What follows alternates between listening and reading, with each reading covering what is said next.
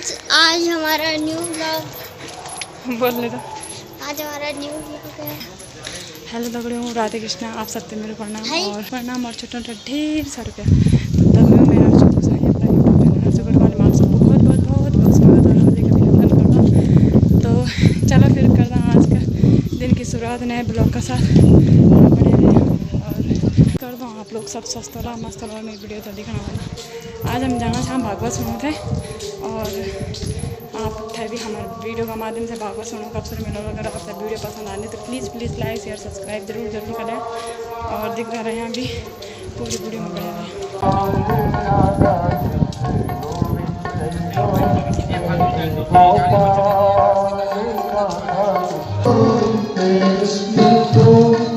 ब्रह्मा जी को पता नहीं चलता कि मैं कहां से प्रकट हूं, मैं उत्पन्न कैसे हुआ।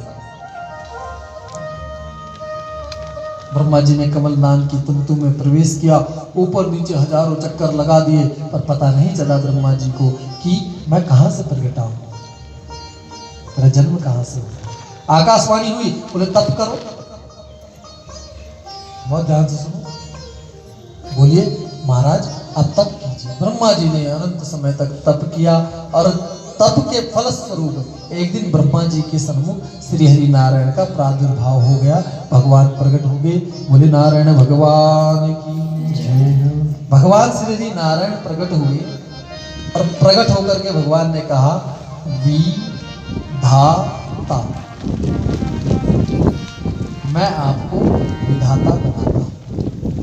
विधाता अर्थात इस विधि को समस्त जो चल रही है, जो संसार चल रहा है, तो ब्रह्मा जी बनाने वाले।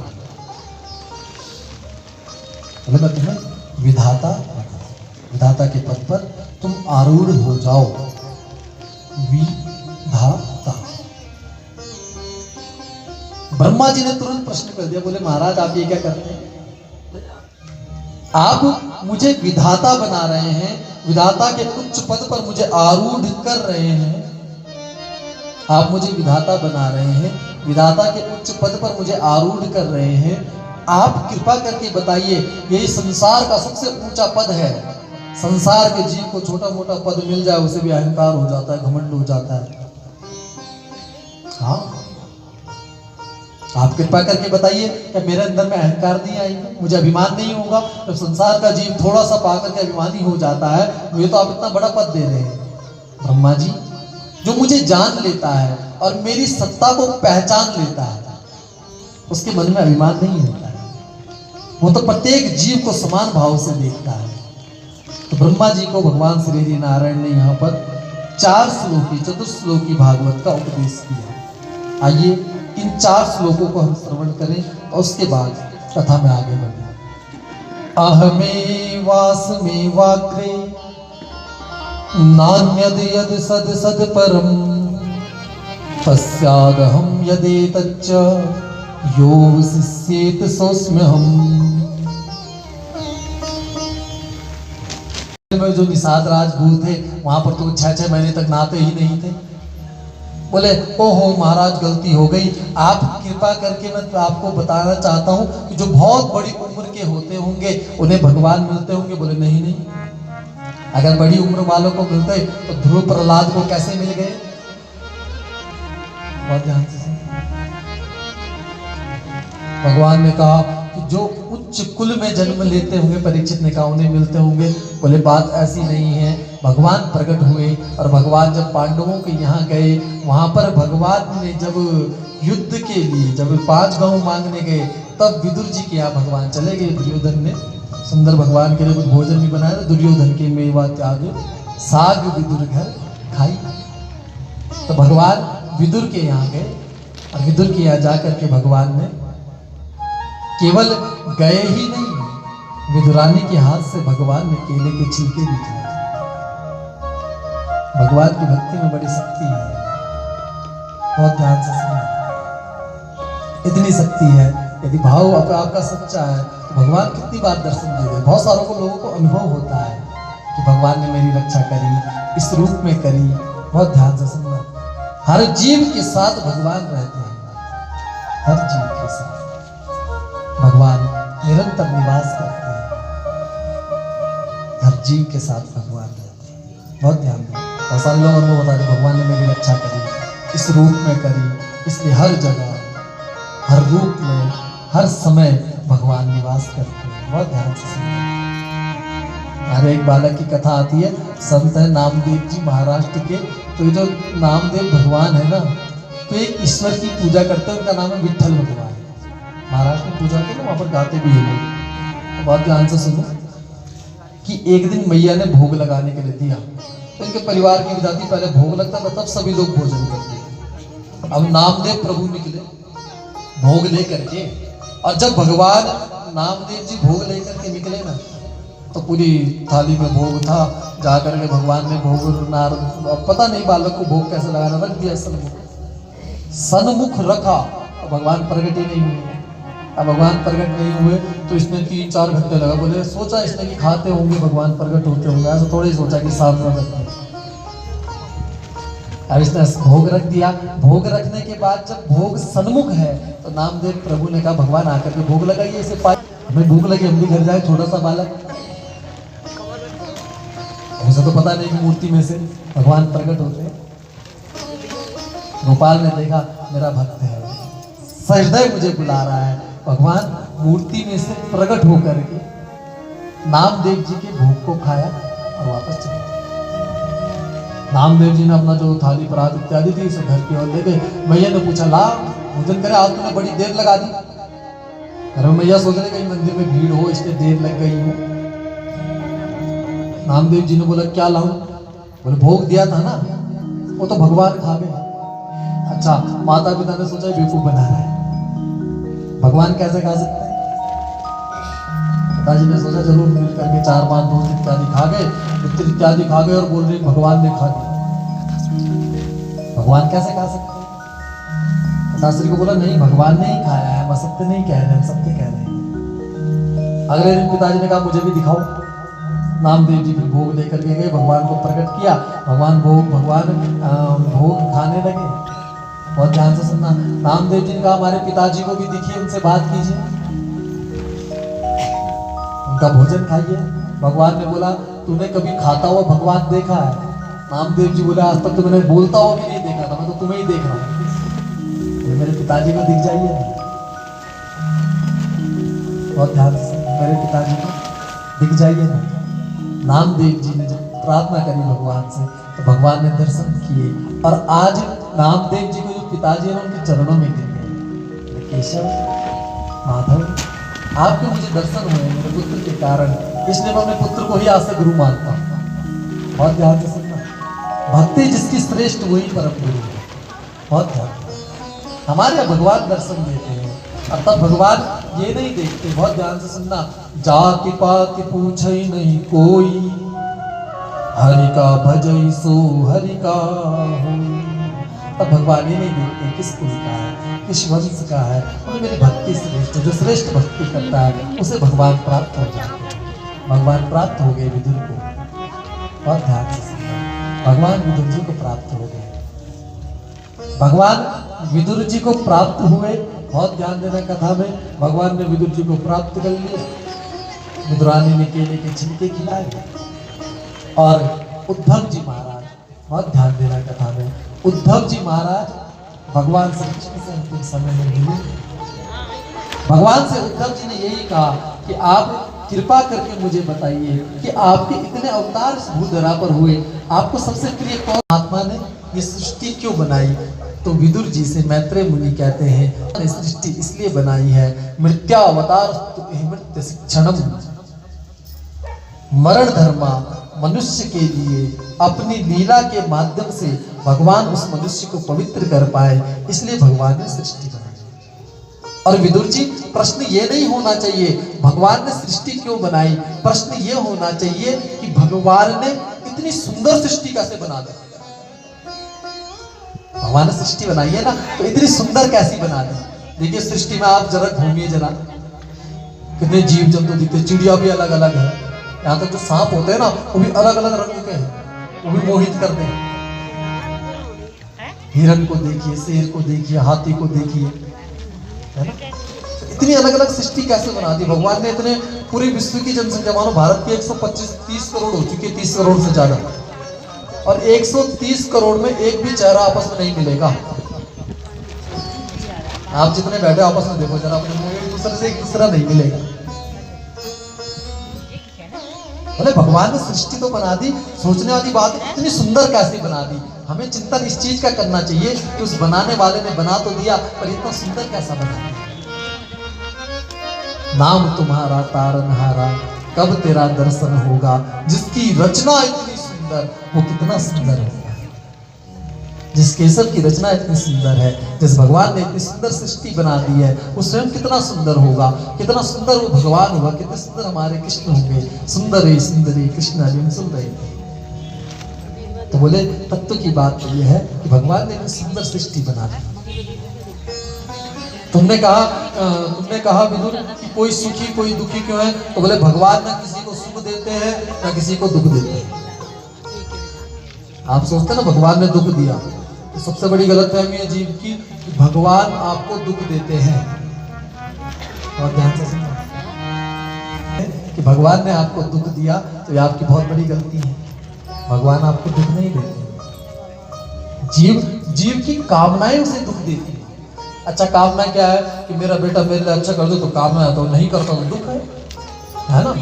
पति मेरे अनुसार चले, अगर नहीं चलता तो दुख है, बोले मेरी मानते ही नहीं। यानी कि आपकी कामनाएं आपको दुख दे रही है, भगवान दुख नहीं देते।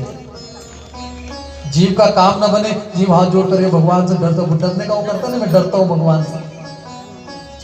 अब आप बताओ, भगवान हंसते हुए खड़े रहते हैं, केशव माधव, माँ भगवती सुंदर रूप में खड़ी रहती है, पर माँ भगवती सुंदर रूप में खड़ी रहती है, केशव सुंदर हंसते हुए खड़े रहते हैं। केशव ने कभी भी किसी पर क्रोध नहीं किया, और हमें फिर भी डरते हैं। जहां जाकर के हमें भयमुक्त हो जाना चाहिए, उन भगवान से कहते हैं कि हम भगवान से डरते हैं। क्यों डरते हैं? बोले क्योंकि हमारे कर्म ही हमें डराते हैं। बहुत ध्यान से, और डरने का कोई हेतु नहीं है, क्योंकि हमने गलत कर्म किया है। गलत कर्म किया तो गलत भोगना पड़ेगा, और गलत भोग रहे हैं तो निश्चित है कि हमने कभी ना कभी कोई ना कोई गलत कर्म अवश्य किया है। और बहुत ध्यान से सुनना कि भगवान ना किसी को सुख देते हैं, ना किसी को दुख देते हैं, ना किसी को भय देते हैं। हाँ, भगवान आपको भय मुक्त कर देते हैं यदि आपने भगवान का नाम लिया। विदुर, भगवान दुख नहीं देते। जो आनंद उमंग सुख राशि, सी करते त्रिलोक सिपासी, सो सुख धाम राम असनामा। जिन भगवान राम के पास, जिस भगवान कृष्ण के पास देने के लिए भी क्या है, बोले आनंद और सुख कोई कर ही नहीं सकता। चाहे आपका कितना बड़ा शत्रु हो, वो आपके सन्मुख बैठ जाए, आप उस पर भी 24 घंटे लगातार गुस्सा नहीं कर सकते। गारंटी की बात है। और महाराज जैसे ऐसा कहा कि भगवान चारों भाइयों संत कुमार, सनंदन, सनत कुमार इत्यादि बोले कृष्ण कन्हैया लाल की, सांवरे सरकार की जय। नागराजा नागराजा जय, नागराजा नागराजा। बोल नागराज भगवान की जय हो। जय नागराजा नागराजा, जय नागराजा नागराजा, जय नागराजा नागराजा, जय नागराजा नागराजा, जय नागराजा नागराजा, जय नागराजा नागराजा, जय नागराजा नागराजा, जय नागराजा नागराजा। नागराज काठे की कटोरी, ये देव काठे की कटोरी, नागराज काठे की कटोरी, जय हो काठे की कटोरी, नागराज काठे की कटोरी, ये देव काठे की कटोरी, नागराज काठे की कटोरी, ये देव काठे की कटोरी, नागराज झटपट पी जानो, हे देव तू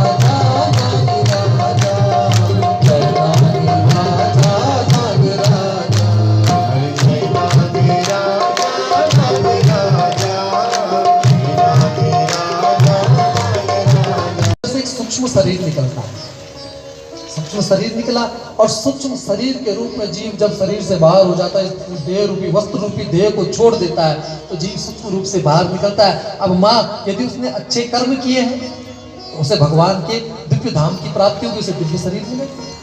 यदि बुरे कर्म किए हैं तो नरक की यात्राओं में जाएगा। और ध्यान से सुनना, और भगवान की बिल्कुल निपुण होकर के भक्ति करी है तो उसे मोक्ष का मार्ग प्रशस्त हो जाएगा। माँ राजसिक कर्म किए हैं तो पुनः संसार में आ जाएगा।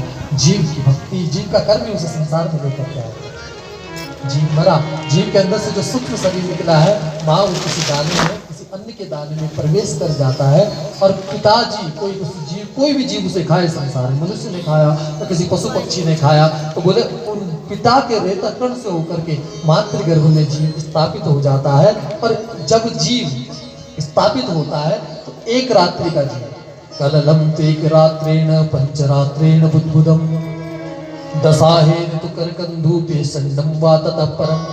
माँ एक रात्रि का जीव कली के समान होता है। कललम तेक रात्रेण पंचरात्रेण बुद्बुदम, पंचरात्रि का सोने से बुलबुला फूलता है तो ऐसे मातृगर्भ में रहता है। दसाहेन तु करकंधूपे संडम वा ततः परम। माँ 10 दिन का होता है जीव, तब एक बगुले के समान उसकी आकृति होती है। और जब वो जीव 1 महीने का होता है तो 1 महीने का होते होते जीव के सिर का निर्माण हो जाता है। अच्छा, जीव के सिर का निर्माण सबसे पहले क्यों? बोले जीव सर के बिना नहीं रह सकता। आपने बहुत सारों को देखा, एक हाथ नहीं है पर जी रहे, एक पैर नहीं है तो भी जी रहे, एक आंख नहीं है तो भी जी रहे, कान नहीं सुनता तो भी, और किसी मुंडे नहीं तो अब कैसे जिएगा? यदि किसी का सर नहीं है तो वो नहीं जी सकता। सबसे पहले सर का निर्माण, मुखाकृति का निर्माण होता है। 7 महीने का जाते जाते जीव पूरा गर्भ में बन जाता है। और जब 7 महीने का जीव गर्भ में होता है तो उसे जन्म जन्मांतर के अपने पाप याद आते हैं कि मैंने इस जन्म में ये किया था, उस जन्म में ये किया था। माता देवती कहती है अच्छा गर्भ में तो उसे बहुत सुख होगा। बोले भैया गर्भ में कहाँ सुख है? गर्भवास समम दुखम न भूतो न भविष्यति। गर्भ के समान जीव को दुख न भूतकाल में हुआ था न भविष्य काल में कभी होगा। गर्भ में तो बहुत दुख होता है। छोटे बड़े जीवाणु उसे काटते हैं, खाते हैं, इसलिए वो जो जीव है वो खूब रोता है, चिल्लाता है, फिर भैया बस भगवान का भजन भी करता है, ओम नमो भगवते वासुदेवाय का जाप भी करता है। बहुत ध्यान से सुनना, और इस मंत्र का जाप करता है। जाप करते कभी उसे पीड़ाएं होती, भगवान से कहता है भगवान मुझे संसार में भेजो, बहुत पीड़ा होती है। दूसरे क्षण उसे जन्म जन्मांतर के कर्म याद आते हैं, फिर वो कहता है भगवान बस बस बस मुझे मत भेजना संसार में। पिछली बार भी गया था, मैंने आपसे वादा किया था जाऊंगा संसार में, भजन की ढेर लगा दूंगा, खूब भजन करूंगा, पर संसार में जाकर के कहाँ भजन किया, कहाँ कथा सुनी, कहाँ आपका नाम लिया।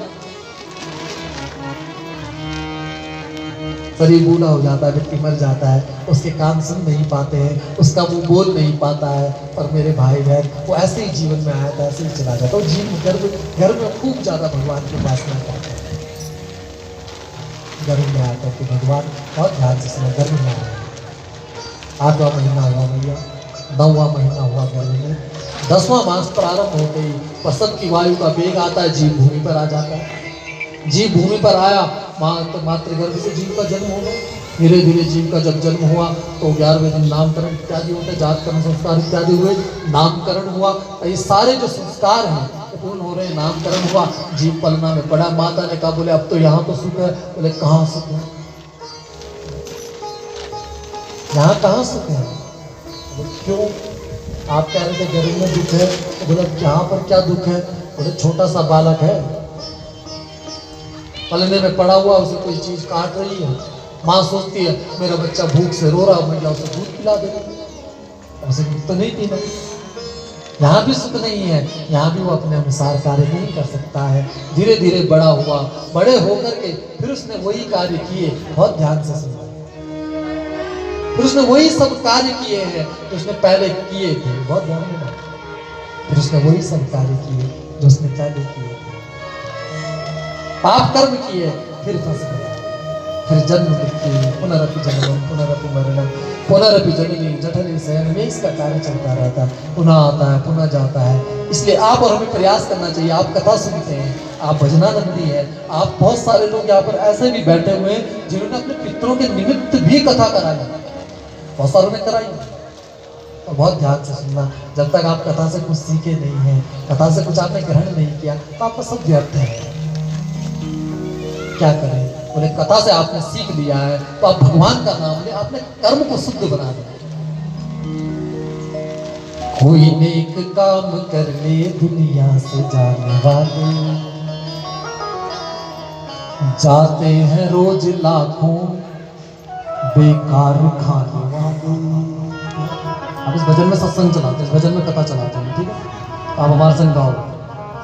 कोई नेक काम कर ले दुनिया से जाने वाले, कोई अच्छा काम कर ले दुनिया से जाने वाले, कोई अच्छा काम कर ले दुनिया से जाने वाले, कोई नेक काम कर ले दुनिया से जाने वाले, कोई नेक काम कर ले दुनिया से जाने